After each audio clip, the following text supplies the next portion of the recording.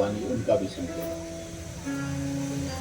भगवान हस्तिनापुर में निवास कर रहे थे। एक दिन सुबह सुबह अर्जुन को लेकर के भगवान यमुना जी के तट पर मॉर्निंग वॉक करने गए। सुबह सुबह दोनों टहल रहे। अचानक दृष्टि पड़ी कि यमुना जी के अंदर एक स्त्री गले बराबर जल में घुसी हुई है। उसका सारा शरीर जल के अंदर है, केवल सिर ऊपर दिख रहा है और तपस्या में लगी हुई थी। बड़ी अद्भुत तपस्या थी। भगवान ने अर्जुन को भेजा, पूछो ये कौन है, क्यों तप कर रही है। अर्जुन गए, पूछा देवी कौन हो, किस लिए तप कर रही हो। उसने कहा मैं सूर्य की पुत्री हूं, भगवान सूर्य की बेटी हूं, कालिंदी नाम है मेरा, यमुना भी कहते हैं मुझे। तो यहां क्यों तप कर रही है। उसने कहा बहुत समय से कृष्ण को अपने पति के रूप में प्राप्त करना चाहती हूं, और अभी तक भगवान की कृपा हुई नहीं, और जब तक भगवान कृपा नहीं करेंगे तपस्या प्रारंभ रहेगी। अर्जुन ने कहा तो चिंता की क्या बात है, आज तो तुम्हारे दूल्हे को मैं यहीं ले आया हूं, निवेदन करो। कालिंदी यमुना जी जाकर निवेदन किया। सुबह 5 बजे भगवान ने उससे शादी कर ली। गए थे मॉर्निंग वॉक को, शादी करके ले आए। 4 विवाह हो गए भगवान के।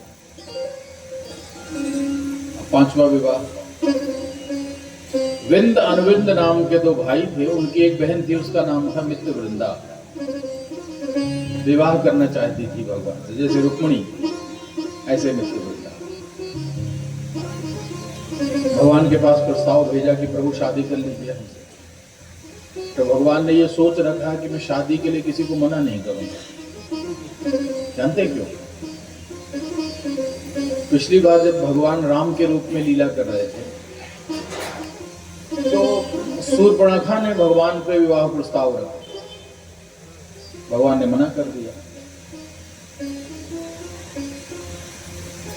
एक बार विवाह प्रस्ताव के लिए मना किया तो इतनी झंझट हो गई, पत्नी का हरण हो गया, महीनों भटकना पड़ा, बंदरों का साथ करना पड़ा, समुद्र में सेतु बनाना पड़ा, रावण से इतना भीषण युद्ध करना पड़ा, तब पत्नी मिली। उसी दिन भगवान ने सोच लिया था आज के बाद कोई भी कन्या मुझे विवाह का प्रस्ताव रखेगी तो कभी मना नहीं करूंगा, जो कहेगी उससे शादी जरूर करूंगा।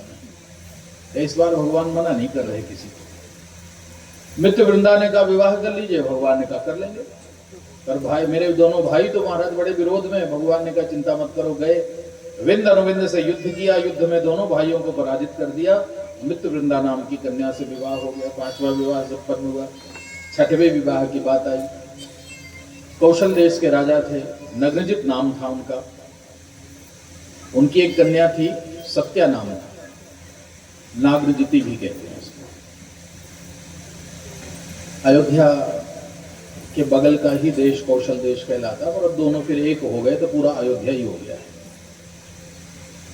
तो उस नग्नजित राजा ने अपनी कन्या के विवाह में स्वयंवर रखा, एक शर्त रखी।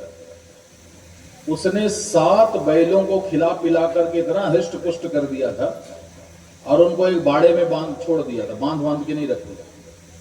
7 बैल खुले रहते थे एक बाड़े के अंदर। राजा ने शर्त रखी कि जो इन 7 बैलों को एक साथ एक रस्सी में नकेल डाल देगा, नाथ देगा, अपनी बेटी का विवाह उसी से करेंगे। बहुत लोगों ने प्रयास किया, पर वो इतने शक्तिशाली बैल थे कि उनको नियंत्रण करना बहुत कठिन था। इधर भगवान एक दिन अयोध्या गए, विवाह करने नहीं गए। भगवान को तो पता ही नहीं कि वहां स्वयंवर हो रहा है कि क्या हो रहा है। भगवान तो अयोध्या ऐसे ही चले गए थे कि पिछले जन्म की जन्मभूमि है, तो जन्मभूमि इतनी प्रिय है प्रभु को अयोध्या कि जब वो कृष्ण अवतार में आए तब भी वो अयोध्या गए अपनी जन्मभूमि का दर्शन करने। जब भगवान अयोध्या पहुंचे तो सत्या को पता चला कि द्वारिकाधीश भगवान कृष्ण आए हैं। उसको बड़ा आनंद आया, उसके मन में आ गया कि द्वारिकाधीश से मेरा विवाह हो जाए तो कितना अच्छा है। उसने प्रस्ताव भेज दिया, पत्र भेजा, प्रभु विवाह करना चाहती हूँ, आप मुझसे विवाह कर लें, लेकिन ये संभव तभी होगा जब आप स्वयं मेरे पिता से जाकर कहें कि मुझे आपकी बेटी से विवाह करना है। भगवान तो भक्त के अधीन है। भगवान गए, राजा नग्नजित से कहा, मैं आपकी पुत्री सत्या से विवाह करना चाहता हूँ। बड़ा प्रसन्न हुआ, द्वारिकाधीश स्वयं आए हैं, बहुत प्रसन्न हो गए। पहला विवाह है ये, जब भगवान स्वयं अपनी तरफ से विवाह का प्रस्ताव रख रहे हैं। आज तक भगवान ने किसी से नहीं कहा कि हम विवाह करेंगे। अभी तक तो जितने विवाह हुए वो भगवान से विवाह करना चाहते थे। पहला विवाह ऐसा था जिसने भगवान ने अपनी तरफ से विवाह प्रस्ताव रखा। नग्नजित ने कहा, ठीक है महाराज, हमारी कन्या के साथ आप विवाह कर लें, ये मेरा सौभाग्य है, लेकिन प्रभु क्या करें, एक बाधा है। मैंने स्वयंवर में शर्त रखी है कि 7 बैलों को जो एक साथ एक रस्सी में बांधेगा उसी से विवाह करूंगा। तो जब तक ये शर्त पूरी नहीं होगी मैं विवाह नहीं कर सकता। भगवान ने कहा, ठीक है, शर्त भी पूरी कर देंगे। गए प्रभु, बाड़े में प्रवेश किया, उन 7 बैलों को अपनी वीरता से एक रस्सी में नाथ करके नकाई डाल दी। शर्त पूरी हुई और सत्या नाम की कन्या के साथ भगवान का विवाह हो गया। ये 6वां विवाह था भगवान का। फिर 2 विवाह और हुए, भद्रा और लक्ष्मणा। ये भगवान के 8 विवाह हुए हैं।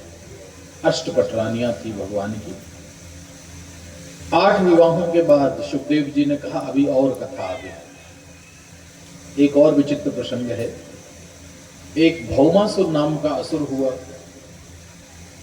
भौमासुर ने प्रण किया कि मैं 20,000 राजकन्याओं के साथ एक साथ विवाह करूंगा। असुर है, ऐसी विचित्र प्रतिज्ञा करते हैं। तो मैं 20,000 राजकन्याओं के साथ विवाह करूंगा, ऐसा संकल्प किया। हर नगर में जाता, वहां की राजकन्या का हरण करके ले आता। इस क्रम में उसने 16,100 राजकन्याओं को कारागार में बंद किया हुआ था। भगवान को यह घटना जो पता चला, सत्यभामा जी को साथ में लेकर भगवान गए। भौमासुर के साथ युद्ध किया। नरकासुर भी कहते हैं। भौमासुर या नरकासुर के साथ भगवान ने युद्ध किया। युद्ध में पराजित करके उसका वध कर दिया। उसका बेटा था भगदत्त, भगदत्त को राजा बनाया और 16,100 राजकन्याओं को मुक्त कर दिया। भगवान ने कहा, आप लोग अपने अपने घर जाइए, जो जहां से आई हैं वो सब हाथ जोड़ के खड़ी हो गई। प्रभु अब हमें कौन स्वीकार करेगा? और फिर जिसको आपकी प्राप्ति हो गई हो उसको भला संसार में क्या और कुछ प्राप्त करने की जरूरत है? आप तो जगत के पति हैं प्रभु। तब जिसको जगत का पति मिल गया हो उसको फिर संसार की क्या आवश्यकता है? कृपा करिए। हमारी इच्छा है कि हमें अपने साथ द्वारिका ले चलिए, चाहे विवाह कर लीजिए और चाहे अपने घर में दासी बनाकर रख लीजिए, पर रहना आपके चरणों में है। भगवान बड़े दुविधा में। भगवान का मन है कि हाँ कर दूं, लेकिन हाँ कैसे करें? अकेले होते तो कर ही देते, सत्यभामा थी साथ में।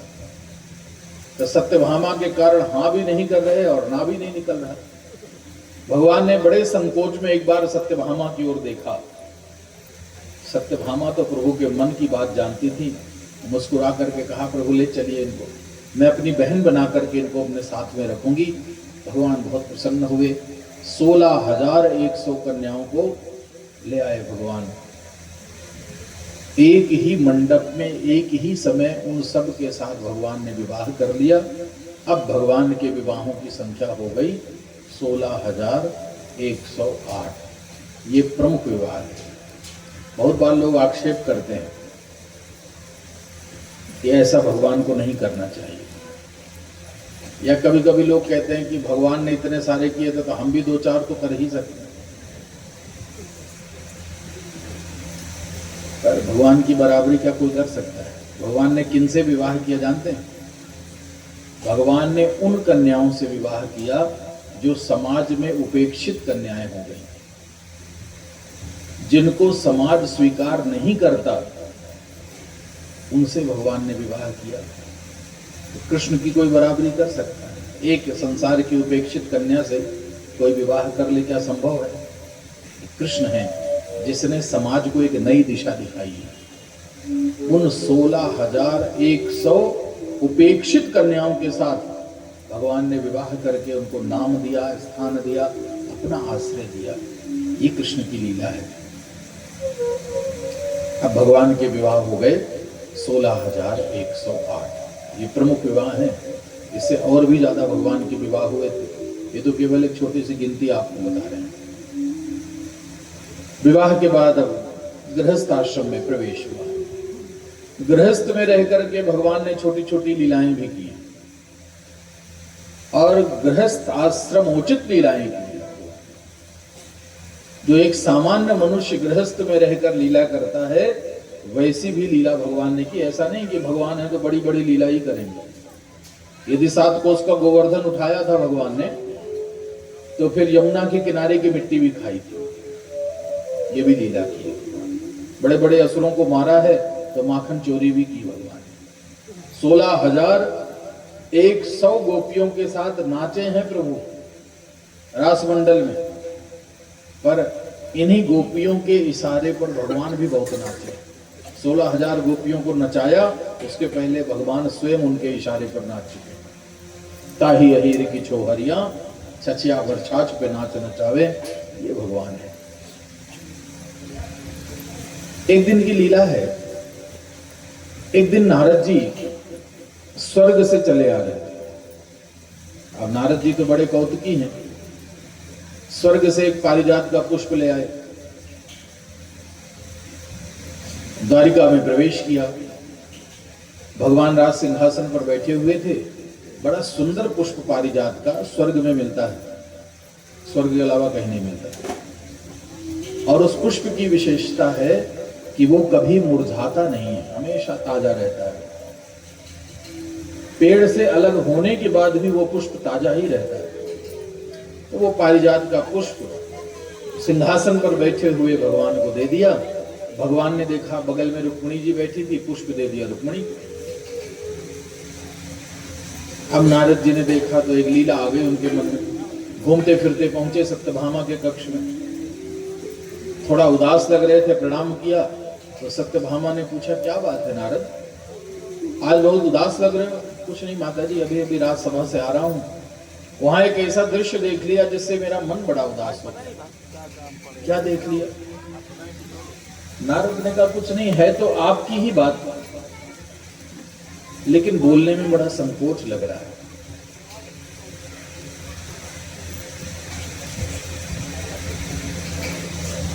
बोलना तो चाहता हूं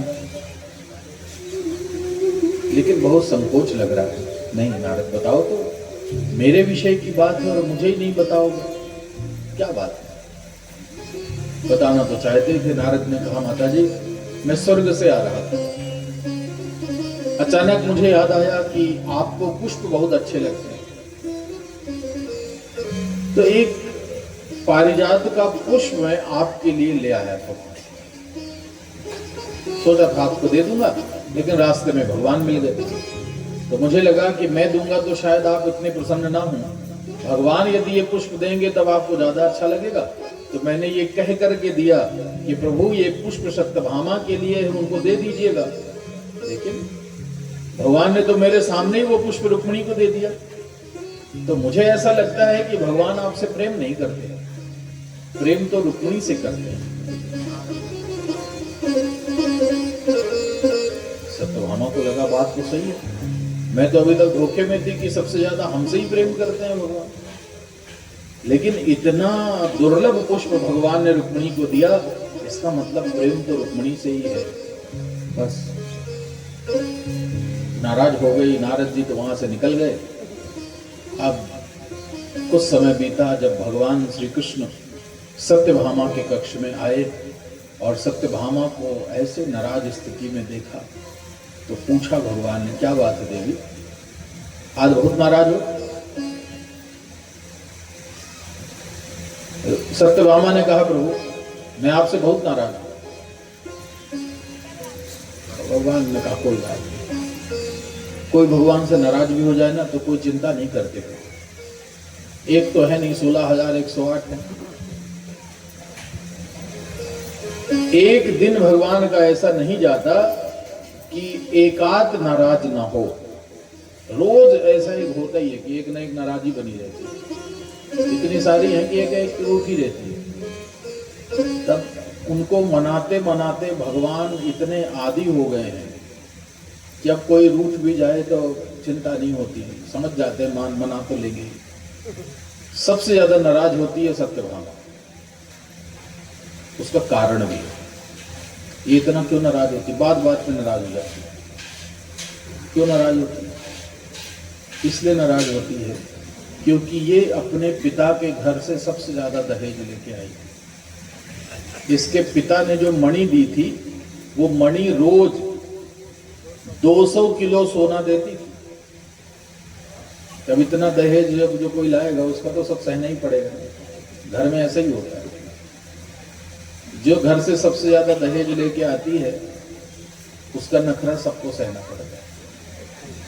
इसलिए लोग कहते हैं कि भैया दहेज वहेज के चक्कर में ज्यादा नहीं पड़ना, दहेज लेना देना अच्छा नहीं होता। एक बार तो ले लोगे, फिर जीवन भर लोगे। मान लीजिए दहेज में फ्रिज आ गया, तो उस फ्रिज को खोल करके जितने बार आप पानी की बोतल निकालोगे, पीछे से आवाज आएगी, पी लो मेरे बाप के घर से आया है।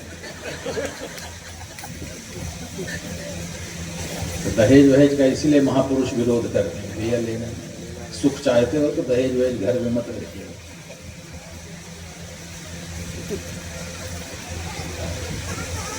सत्यभामा से भगवान ने पूछा क्यों रूठे हो, क्या बात है? बोले प्रभु आप हमसे प्रेम नहीं करते। और समझ गए भगवान ने पूछा नारद आया था क्या यहाँ? बोले नहीं, नारद की बात छोड़िए, आप ये बताइए कि नारद जी हमारे लिए पुष्प लेके आए थे, आपने रुक्मिणी को क्यों दे दिए? भगवान ने कहा बस एक पुष्प पे नाराज हो। तब नाराजगी छोड़ो, हम तुम्हें उस पुष्प का पूरा पेड़ ला के दे देंगे, चिंता मत करो। सत्यभामा को प्रसन्न करने के लिए भगवान स्वर्ग गए। इंद्र ने बड़ा स्वागत किया। सत्यभामा को लेकर बगीचे में घूमने लगे इंद्र के, और वहीं नंदनवन नाम के बगीचे में जो सुंदर पारिजात का पेड़ था उखाड़ दिया भगवान ने। इंद्र खड़ा हो गया सामने, प्रभु इसको नहीं ले जा सकते। क्यों? कहा प्रभु ये पारिजात है, और पारिजात के पुष्प से केवल मेरी पत्नी शची श्रृंगार करती है,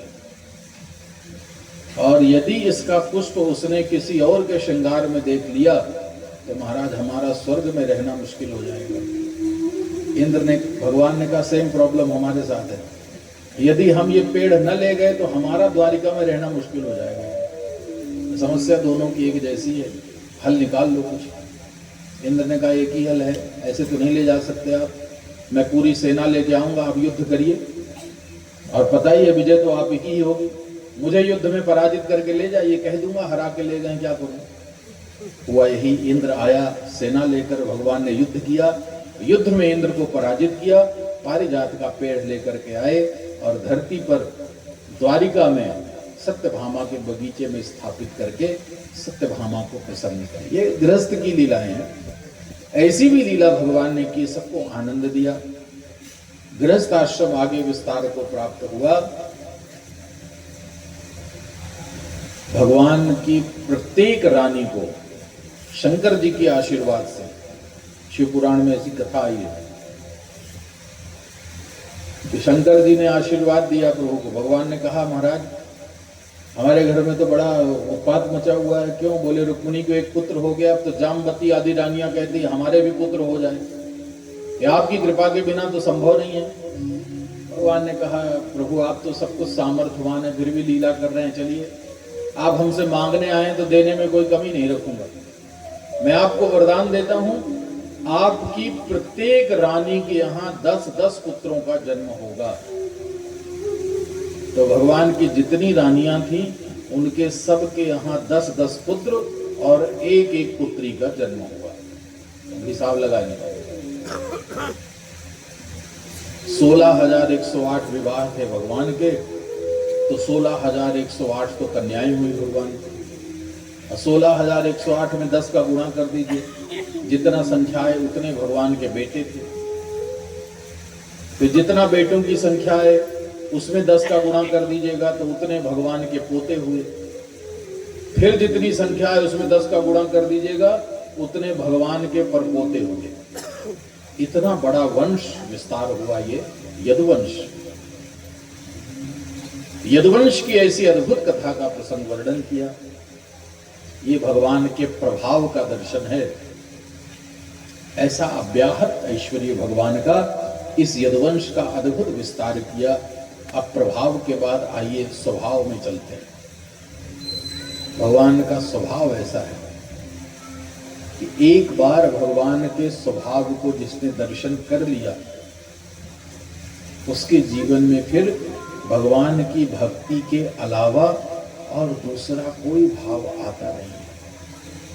भगवान शिव ने पार्वती को बताया, पार्वती मैं भगवान की जो कथा सुना रहा हूँ, उन कथाओं का भाव यही है कि भगवान का इतना सुंदर प्रभाव है, इतना सुंदर स्वभाव है कि उस स्वभाव का दर्शन कर देने वाला कि जीवन में कभी और किसी दूसरे तत्व की आराधना नहीं कर सकता। ओमा राम स्वभाव जे जाना, ओमा स्वभाव जे जाना, ओमा स्वभाव जे जाना,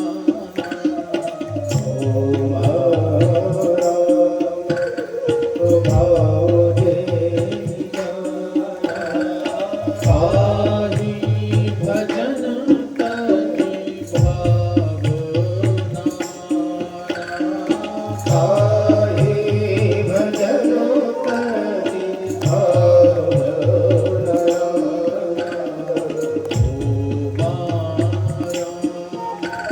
स्वभाव जे जाना,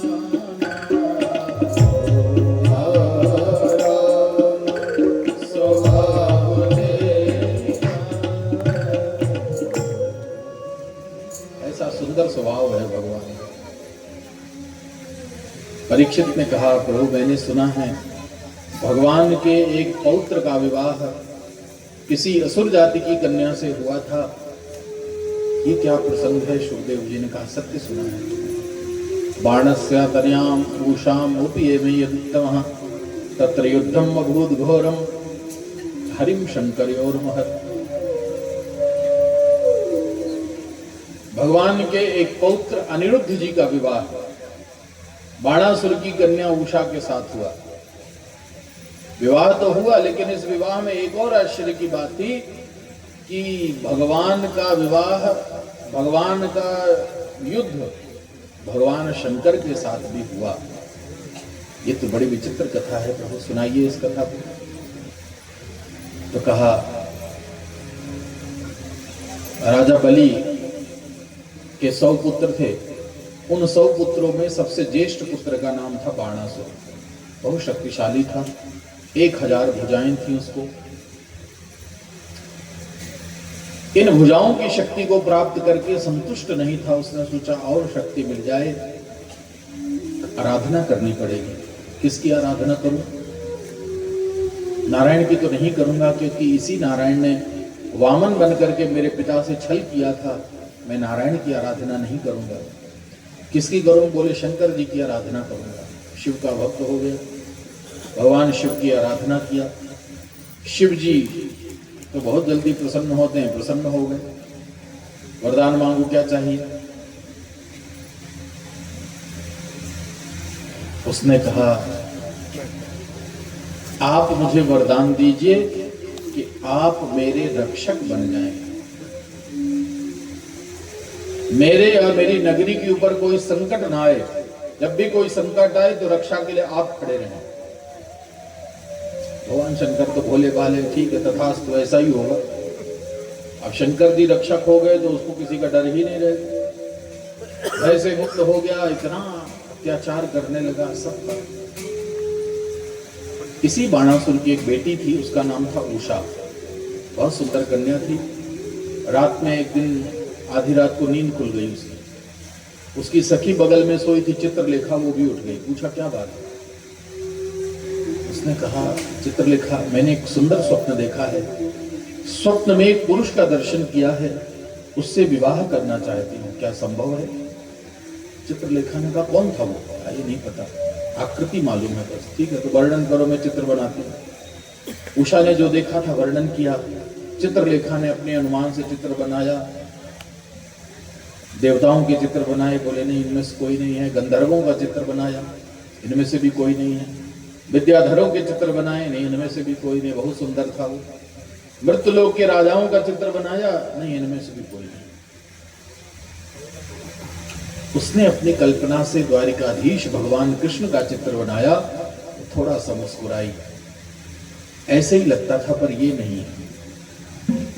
भगवान के पुत्र प्रद्युम्न का चित्र बनाया, हाँ बिल्कुल ऐसा ही था पर ये भी नहीं है।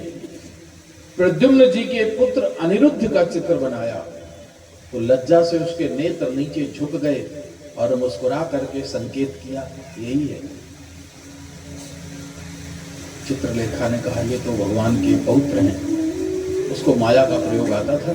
उसने रात में ही अनिरुद्ध जी के कक्ष से अनिरुद्ध का हरण कर लिया और उनको उषा के कक्ष में ले आए। अनिरुद्ध ने उषा का गुण लक्षण स्वरूप जब देखा, बहुत प्रसन्न हुए, अच्छी कन्या थी। प्रस्ताव को स्वीकार कर लिया। अनिरुद्ध यहीं रहने लगे। थोड़ा समय बीत गया। एक दिन बाणासुर के सैनिकों ने आवाज सुनी, जाकर बताया, बाणासुर से, महाराज आपकी कन्या के कक्ष से किसी पुरुष की आवाज सुनाई दी है। बड़ा क्रोधित हुआ। बाणासुर पहुंचा, उषा के कक्ष में जाकर देखा अनिरुद्ध बैठे हुए थे। युद्ध किया। बाणासुर बहुत पराक्रमी था, अनिरुद्ध को पराजित करके कारागार में बंद कर दिया। 4 महीना बीत गए। 4 महीने बाद यदुवंशी बालकों ने भगवान से कहा, प्रभु 4 महीने से अनिरुद्ध जी का पता नहीं है कुछ। भगवान ने नारद को बुलाया। नारद जी से पूछा, उन्होंने कहा वो तो बाणासुर के कारागार में है। भगवान आए बाणासुर से युद्ध करने के लिए, तो भगवान बाणासुर को युद्ध में पराजित कर दें, कोई बड़ी बात नहीं थी, लेकिन संकट था। भगवान आए हैं जब बाणासुर से युद्ध करने के लिए, तो बाणासुर की सुरक्षा के लिए भगवान शंकर खड़े हो गए। अब एक तरफ भगवान शिव और एक तरफ भगवान कृष्ण, दोनों कैसे युद्ध करें? बड़ा संकट था। लेकिन युद्ध तो करना ही पड़ेगा। एक दूसरे के परम भक्त होकर भी अप्रत्यक्ष रूप से युद्ध करना प्रारंभ किया। भगवान भी छुप गए, शंकर जी भी छुप गए, छुप करके युद्ध किया। भगवान जो अस्त्र डालें उसको शिव जी विफल कर दें, शिव जी जो अस्त्र छोड़ते थे भगवान विफल करते। बहुत देर तक ऐसी लीला चलती रही।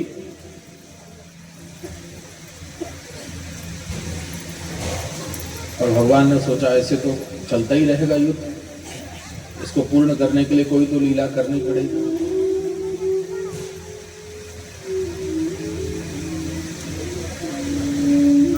शिव जी ने माहेश्वर ज्वर नाम का एक अस्त्र छोड़ा।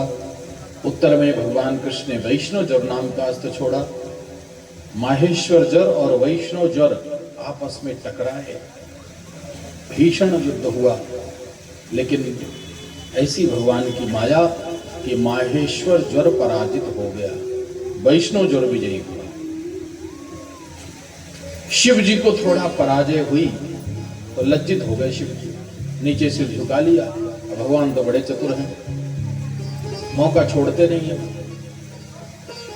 जैसे ही शिव जी ने नीचे सिर झुकाया, भगवान ने एक और विशेष अस्त्र छोड़ा, जिम्ब्रास्त्र नाम है उसका। जिम्ब्रास्त्र समझते हैं? जिम्ब्रास्त्र मतलब जिसके लगते ही जृंभण होने लगता है। जृंभण माने जम्हाई आने लगती, नींद आने लगती। ऐसा अस्त्र जिसके लगते ही नींद आने लगती। जैसे ये कथा भी वही अस्त्र है कि शुरू हुई नहीं कि नींद आना शुरू हो जाती है। जब नींद आए तो नींद को भगाने के लिए उपाय बस भगवान के पावन नाम को ही लेने से दूर हो। श्री राधे गोविंदा मन भजले हरि का प्यारा नाम। श्री राधे गोविंदा मन भजले हरि का प्यारा नाम। कितना भी निद्रा आ जाए, कितनी भी आलस्य आ जाए, क्योंकि आलस बहुत बड़ा शत्रु होता है। निद्रा भी कथा की बहुत बड़ी शत्रु है। जब निद्रा आए तो भगवान के मंगलमय नाम को संकीर्तन कर लेना चाहिए, गा लेना चाहिए, शत्रु निद्रा दूर हो जाती है। प्रेम से भगवान के नाम करें। श्री राधे गोविंदा मन भजले हरि का प्यारा नाम है। श्री राधे गोविंदा मन भजले हरि का प्यारा नाम है। गोपाला हरि का प्यारा नाम है। नंदलाला हरि का प्यारा नाम है। गोपाला हरि का प्यारा नाम है। नंदलाला हरि का प्यारा नाम है। गोविंदा मन भजले हरि का प्यारा नाम है। श्री राधे गोविंदा मन भजले हरि का प्यारा नाम है। नंदलाला जय नंदलाला जय जय।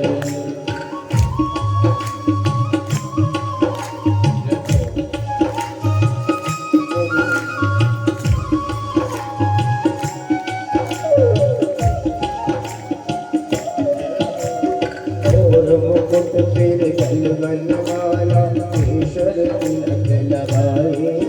ओ केशर तिलक लगाए। और मुकुट फिर गलगल वाला केशर तिलक लगाए। ओ केशर तिलक लगाए। वृंदावन के कुंज गगन में सबको नाच नचाए। ओ सबको नाच नचाए। राधे गोविंदा मन भजले हरि का प्यारा नाम है। श्री राधे गोविंदा मन भजले हरि का प्यारा नाम है। नंदलाला जय जय नंदलाला जय जय।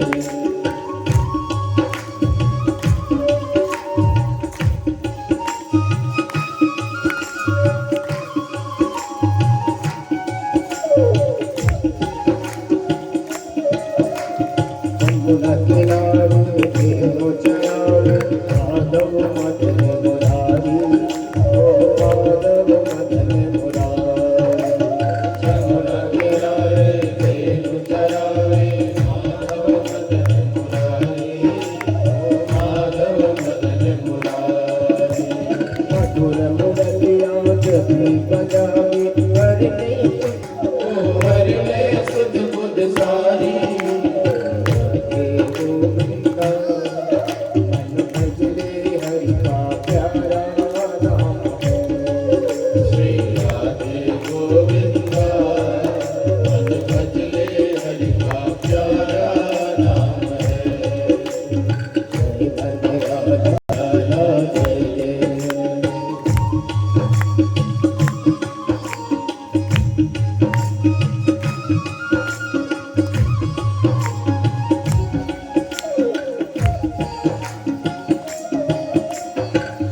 करनागर तेरी लीला दूर को क्या मल पाया। वो चोर को क्या मल पाया। करनागर तेरी लीला दूर को क्या मल पाया। सूर्य को क्या मल पाया। तुम्हारा और नाम देव विठ्ठल विठ्ठल लाया। ओ विठ्ठल विठ्ठल लाया। गोविंदा मन भजले हरि का प्यारा नाम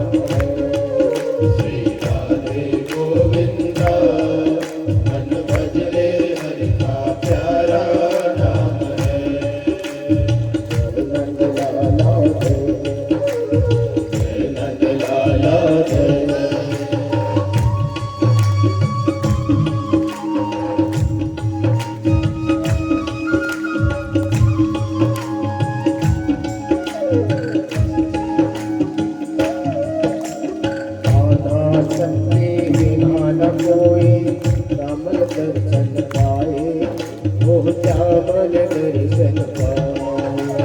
राधा भक्ति बिना न कोई श्यामल दर्शन पाए, वो श्यामल दर्शन पाए। आराधन कर राधे राधे कान्हा दौड़े आए, वो कान्हा दौड़े आए। राधे गोविंदा भजले हरि का प्यारा नाम है। राधे गोविंदा भजले हरि का प्यारा नाम है। गोपाल हरि का प्यारा नाम है, लाला हरि का प्यारा नाम है। गोपाल हरि का प्यारा नाम है, लाला हरि का प्यारा नाम है। राधे गोविंदा भजले हरि का प्यारा नाम है। राधे गोविंदा भजले हरि का प्यारा प्यारा नाम है। बोलिए गोविंद भगवान की जय। नाम स्मरण का प्रभाव है, सब दोष दूर हो जाते हैं। नाम की अग्नि में संपूर्ण दोष जल करके भस्म हो जाते हैं। भगवान ने जमघास छोड़ा, शिव जी निद्रा के वशीभूत हो गए, शिव जी को नींद आने लगी। जैसे ही भगवान शिव निद्रा के वशीभूत हुए, भगवान कृष्ण ने बड़ी शीघ्रता से उस बाणासुर की 1000 भुजाओं में से 4 भुजाएं छोड़ी और बाकी 996 भुजाएं काट दी। तब तक शिव जी की समाधि टूट गई। आ गए भगवान के पास, छोड़ दीजिए प्रभु, मेरा भक्त है, मैंने इसको वचन दिया है कि मैं इसकी रक्षा करूंगा, तो प्रभु मेरे वचनों की रक्षा के लिए इसको छोड़ दीजिए। भगवान ने कहा, शिव जी आपके वचन से पहले मेरा वचन है, मार नहीं सकता हूं इसको। तो मारना होता तो क्या इतनी देर से भुजाएं काटने में टाइम वेस्ट करता, मारना होता सीधे गर्दन अलग कर देते। क्यों? क्योंकि मैंने प्रहलाद को वचन दिया था कि तुम्हारे कुल में जन्म लेने वाले किसी भी असुर का वध में नहीं करूंगा। तो ये प्रहलाद नहीं सकता, तुम्हारा भक्त है, इसलिए मैंने इसको अपना रूप दे दिया है। शिव जी मेरे भी 4 हाथ हैं, इसके भी 4 हाथ हैं। अब ये 2 हाथों से तुम्हें प्रणाम करेगा और 2 हाथों से मुझे भी प्रणाम करेगा। चतुर्भुज बना दिया मैंने। बाणासुर ने जब ये देखा तो हो गया, इतना बढ़िया स्वभाव है भगवान का। सुनते थे कि भगवान भक्त वत्सल हैं, लेकिन अपने शत्रुओं पर भी इतनी कृपा करते हैं, ये तो आज देखा है। मैंने कभी इनकी भक्ति नहीं की, हमेशा शत्रुता की, लेकिन हमारे पूर्वजों की हुई भक्ति का हमें जो फल दे दे, ऐसा देवता कौन है संसार में? एक ही है, भगवान। अकृत्रिमत्त चरणारविंदो प्रेमा प्रकर्षा वधिमात्मवंतम पितामहम नाथ मुनिम विलोक्य प्रसीद मदवृत्तिम चिंतयित्वा। भगवान यमुनाचार्य जी कह रहे हैं कि प्रभु हमने तो कोई भक्ति वक्ति नहीं की, हमारे चरणों, हमारी जो भक्ति आपके चरणों में आपको हो सकता है कि बनावटी लगती हो, हमारी भक्ति से शायद आप प्रसन्न ना हो, लेकिन पितामहम नाथ मुनिम विलोक्य, मेरे पितामह, मेरे दादाजी नाथ मुनि नाम था उनका, बहुत अच्छे संत रहे, आलवार थे हमारे यहाँ के। भगवान यमुनाचार्य जी को भी आलवार कहा गया। उन्होंने बड़ा सुंदर स्तोत्र लिखा ना, आलबंदार। आलबंदार स्तोत्र हमारे यहाँ वैष्णवों की बहुत बड़ी संपत्ति है, स्तोत्र रत्न कहते हैं उसको। 3 रत्न है वैष्णवों में, जिस वैष्णव के पास ये 3 रत्न हैं, समझ लीजिए उसके जीवन में कोई कमी नहीं है। हम लोग तो सोचते हैं कि हीरा मिल जाए, मोती मिल जाए, पन्ना मिल जाए तो बढ़िया हम रईस हो जाएंगे, पर हमारे यहाँ वैष्णवों में हीरा से कोई रईस नहीं होता। हमारे यहाँ वैष्णवों के 3 रत्न हैं, और 3 रत्नों की जिसको प्राप्ति हो जाए वो बहुत संपन्न है। पहला पुराण रत्न, 18 पुराणों में एक पुराण को रत्न कहा जाता है। कौन सा पुराण जानते हैं? विष्णु पुराण को रत्न कहते हैं। ये भागवत पुराण तिलक है, ये तो सबसे ऊपर है। लेकिन 18 पुराणों में विष्णु पुराण नाम का जो पुराण है उसको पुराण रत्न कहते हैं। तो विष्णु पुराण का जो पाठ करता है, विष्णु पुराण की जो कथा सुनता है, वो वैष्णवता से परिपूर्ण होकर के भगवान नारायण की प्रसन्नता का भाजन बन जाता है। इसलिए भागवत का तो पारायण करिए, ये तो सर्वश्रेष्ठ ग्रंथ है। लेकिन वैष्णवों को चाहिए कि वो विष्णु पुराण का भी पाठ घर में करें। बहुत अच्छा पुराण है, छोटा है भागवत जी से, लेकिन बहुत सुंदर पुराण है। हमको एक बार अवसर मिला विष्णु पुराण की कथा करने का, बहुत सुंदर कथाएं हैं इसमें। एक रत्न तो हो गया विष्णु पुराण, पुराण रत्न है। दूसरा रत्न है अभी आपको जो बताया, स्तोत्र रत्न, आलबंदार स्तोत्र। कहते हैं भगवान यामुनाचार्य जी जब छोटे थे तो बड़ी कुशाग्र बुद्धि थी उनकी। एक बार उनके नगर में कोई शास्त्रार्थ का पंडित आया, उसने शास्त्रार्थ में बहुतों को पराजित कर दिया।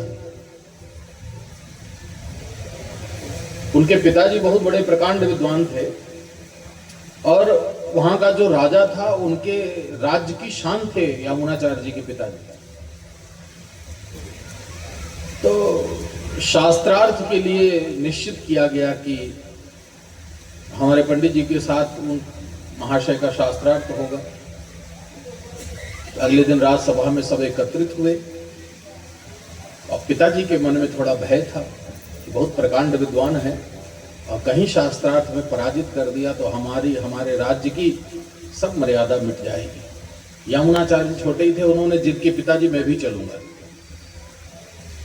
अरे वहां पंडितों की सभा है, तू क्या करेगा जाके? बोले नहीं, मुझे भी सुनना है शास्त्रार्थ क्या होता है। यामुनाचार्य जी भी पिताजी के साथ आ गए। उस पंडित ने कहा कि अब शास्त्रार्थ प्रारंभ किया जाए। तो यामुनाचार्य जी उठ करके खड़े हो गए, बोले